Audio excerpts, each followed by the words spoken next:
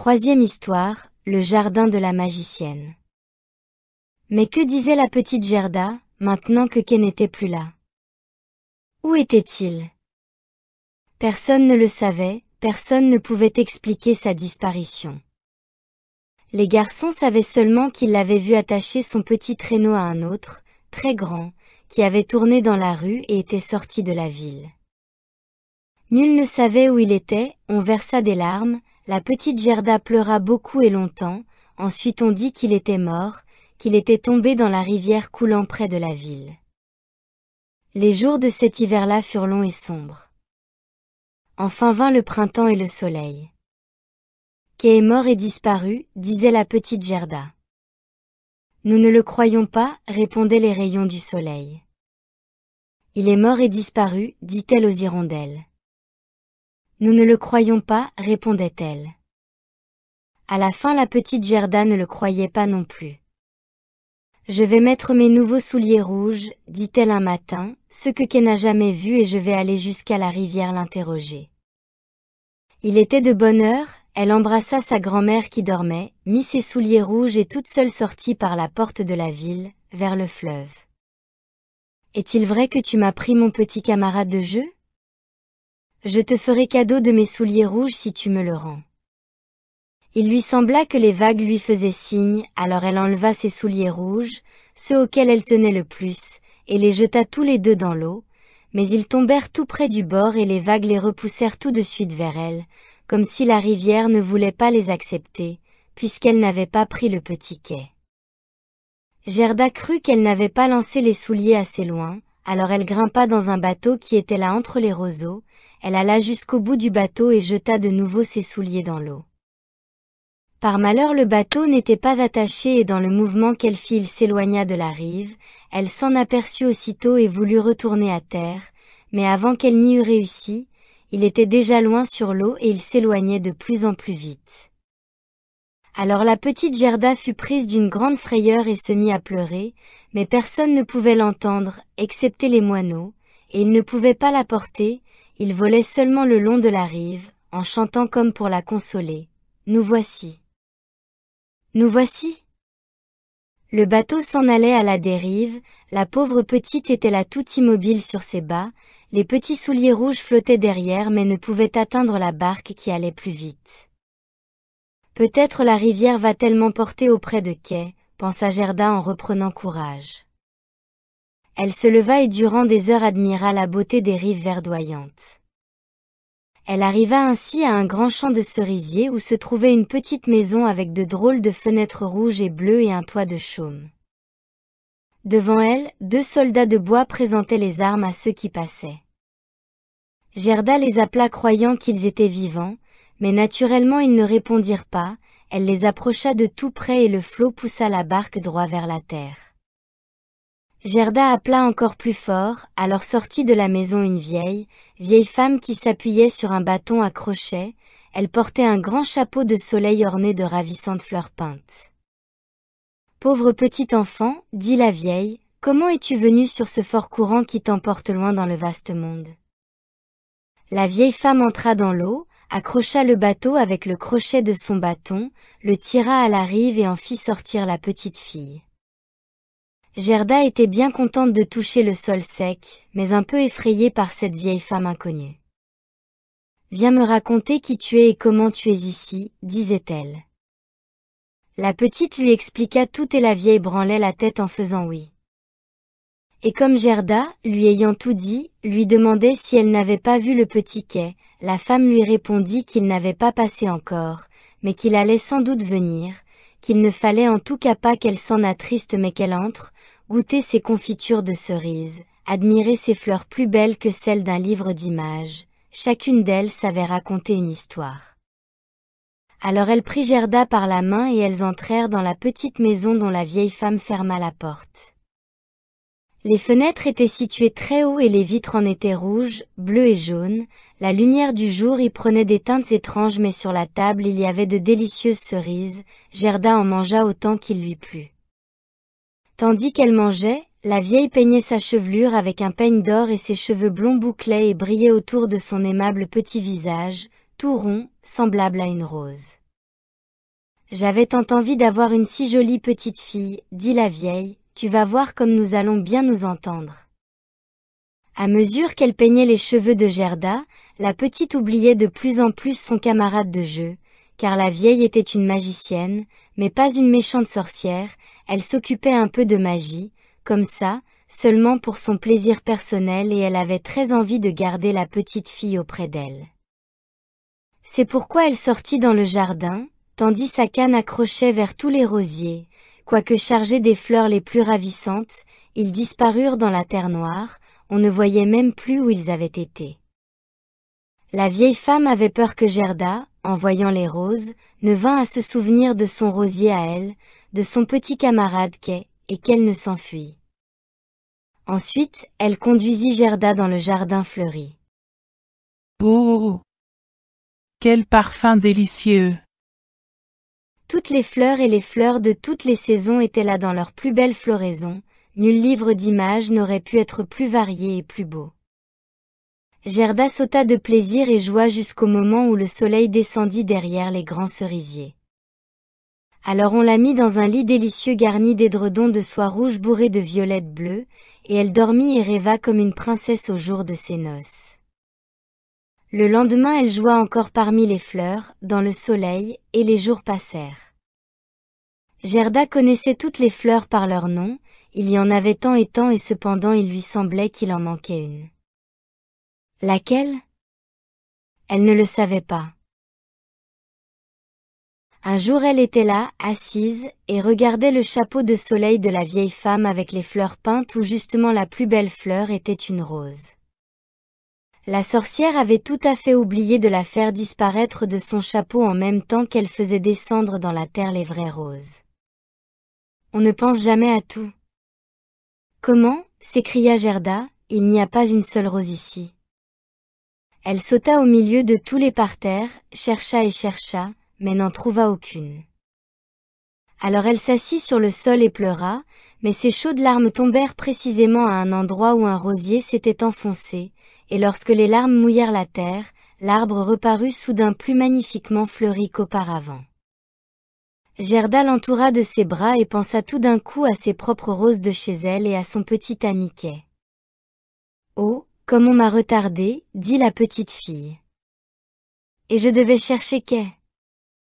Ne savez-vous pas où il est? Demanda-t-elle aux roses.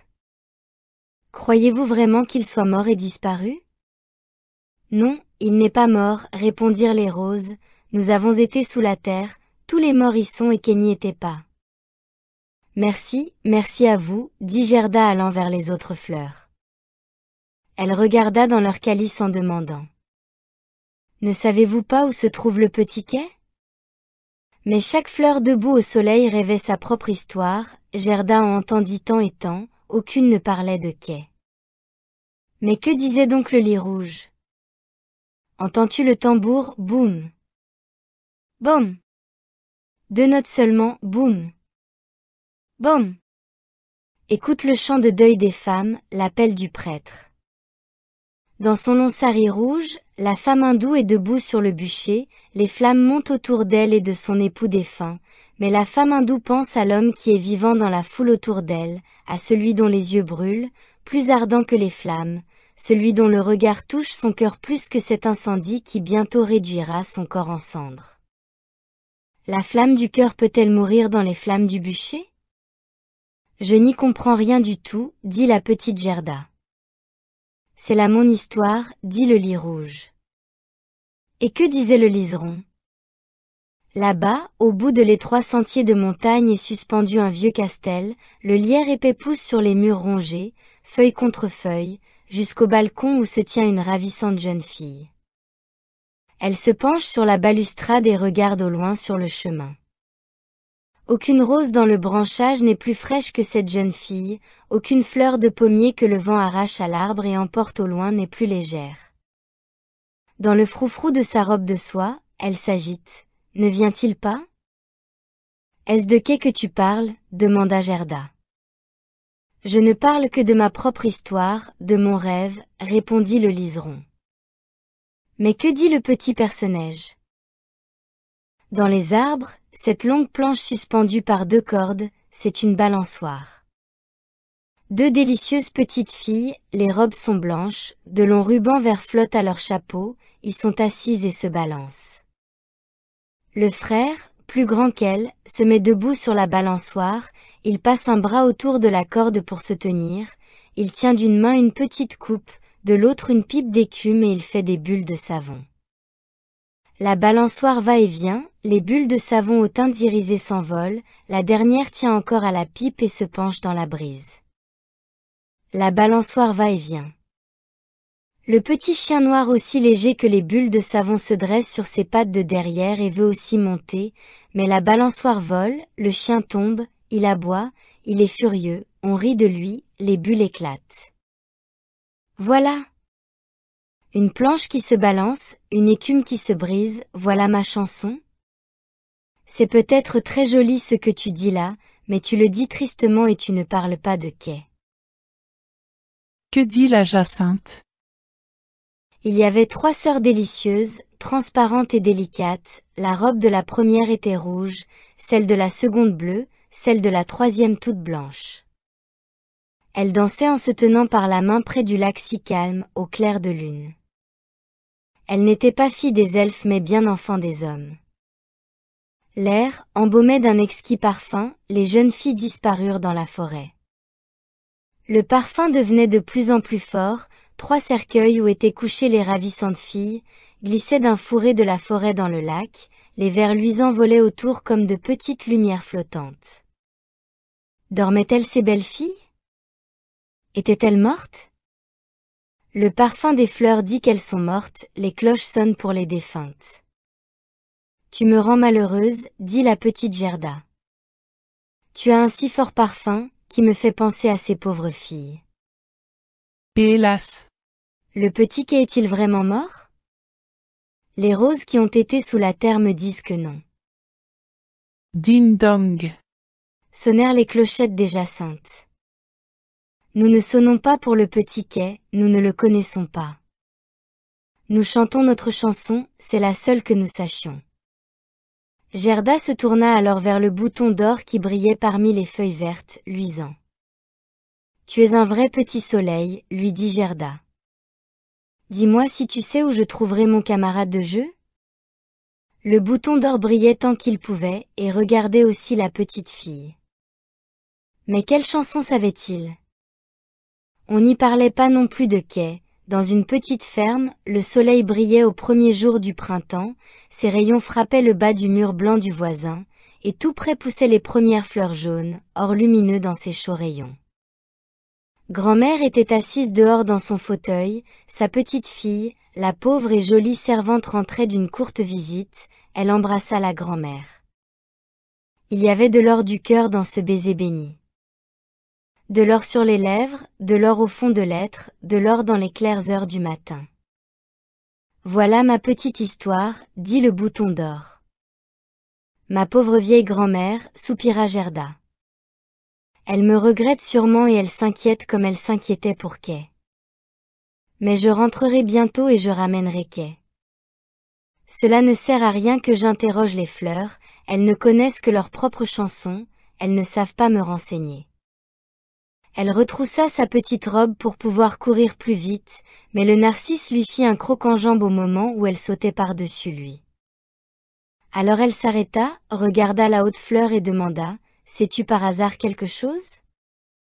Elle se pencha très bas pour être près de lui. « Et que dit-il ?»« Je me vois moi-même, oh! Quel parfum je répands !» Là-haut dans la mansarde, à demi vêtue, se tient une petite danseuse, tantôt sur une jambe, tantôt sur les deux, elle envoie promener le monde entier de son pied, au fond elle n'est qu'une illusion visuelle, pure imagination. Elle verse l'eau de la théière sur un morceau d'étoffe qu'elle tient à la main, c'est son corselet, la propreté est une bonne chose, la robe blanche est suspendue à la patère, elle a aussi été lavée dans la théière et séchée sur le toit. Elle met la robe et un fichu jaune safran autour du cou pour que la robe paraisse plus blanche. La jambe en l'air. Dressée sur une longue tige, c'est moi, je me vois moi-même. Mais je m'en moque, cria Gerda, pourquoi me raconter cela? Elle courut au bout du jardin. La porte était fermée, mais elle remua la charnière rouillée qui céda, la porte s'ouvrit. Alors la petite Gerda, sans chaussures, s'élança sur ses pas dans le monde. Elle se retourna 3 fois, mais personne ne la suivait. À la fin, lasse de courir, elle s'assit sur une grande pierre. Lorsqu'elle regarda autour d'elle, elle vit que l'été était passé, on était très avancé dans l'automne, ce qu'on ne remarquait pas du tout dans le jardin enchanté où il y avait toujours du soleil et toutes les fleurs de toutes les saisons. Mon Dieu que j'ai perdu de temps, s'écria la petite Gerda. Voilà que nous sommes en automne, je n'ai pas le droit de me reposer. Elle se leva et repartit. Comme ses petits pieds étaient endoloris et fatigués. Autour d'elle tout était froid et hostile, les longues feuilles du saule étaient toutes jaunes et le brouillard s'égouttait d'elles, une feuille après l'autre tombait à terre, seul le prunellier avait des fruits âcres à vous en resserrer toutes les gencives. Oh! Que tout était gris et lourd dans le vaste monde.